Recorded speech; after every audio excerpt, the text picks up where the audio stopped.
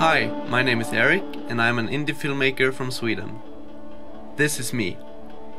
Okay, so I had this idea that I should start doing some shorter behind the scenes videos for every bigger project that I make, where I feel that there is some aspects of the project that could need some explaining. I myself really love watching the behind the scenes videos on how films were made, so I thought that hopefully some people might enjoy watching the creative process behind my projects as well. This video is the first in what I hope will be a series of videos. On this one I want to talk about some of the ideas I had going into filming this very short film, and mainly talk about the Panasonic GH4 and the benefits of shooting in 4K, and also why and how to use anamorphic lenses. I bought the Panasonic GH4 this summer and hadn't really used it on any real projects yet. And I'd also get my hands on a Howell Bell & Howard 2X anamorphic adapter from eBay, so I really wanted to try them out together. So I wrote down some ideas for cool looking shots and started to build a short film from there. I shot it all over a Sunday, with zero budget and using my parents and grandma as actors. I wanted it to be set in a kind of a made-up industrial town, a bit inspired by both American and Swedish aesthetics.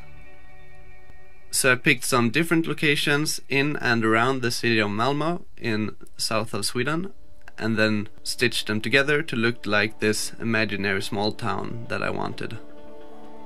Another thing that was important for me going into this project was that I really wanted to make it look as cinematic as possible.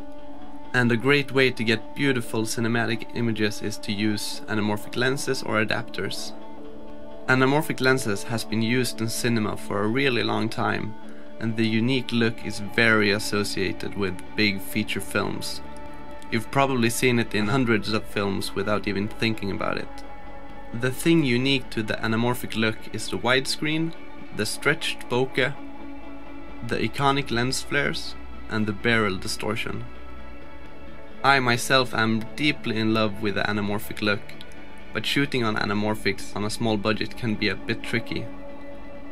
Since real anamorphic lenses are super expensive, you often have to go with some kind of anamorphic adapter in front of another regular stills lens instead. Which is great if it wasn't for the trouble with dual focusing. Since there is two lenses in front of your sensor, you have to make sure that both of them are in perfect focus, which can be a pain in the ass sometimes. But there is some tips and tricks that will help you, which I will cover in a future video.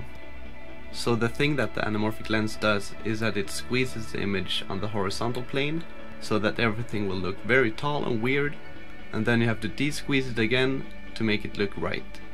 Back in the days, they used another anamorphic lens on the cinema projector to correct the image before hitting the screen.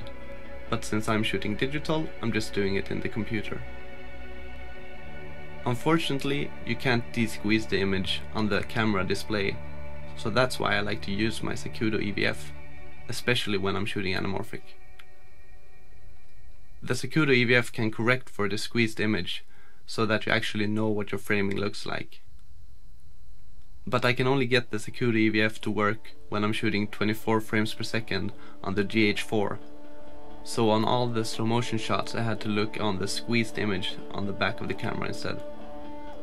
Behind the anamorphic adapter I'm using the Nikon 50mm 1.8. I wanted a fast 50mm with Nikon mount that wasn't too expensive. That way I can use it with my Metabones speed booster on the GH4. I also have a regular Nikon 2 micro four thirds adapter from Metabones. This way I can quickly change from 50mm to 35mm with the speed booster without having to unscrew the anamorphic adapter and put it on another lens. I just changed the adapter in the back. Another trick that I was playing around with to get a more interesting look was to hold some pieces of plexiglass in front of the lens. I found this to help spread the light in an interesting and nice looking way.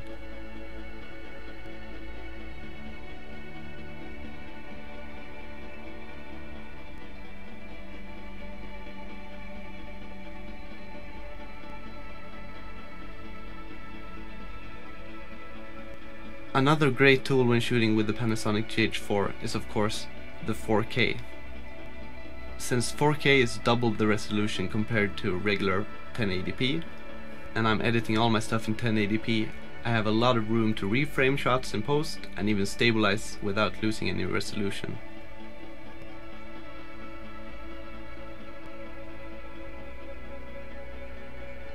And of course, by shooting 4K and downscaling to 1080p, you're getting a beautifully detailed image. And finally, when it comes to the visual effects, I did some stabilization and some basic motion tracking within After Effects on a couple of the shots. And then I just added in the clouds.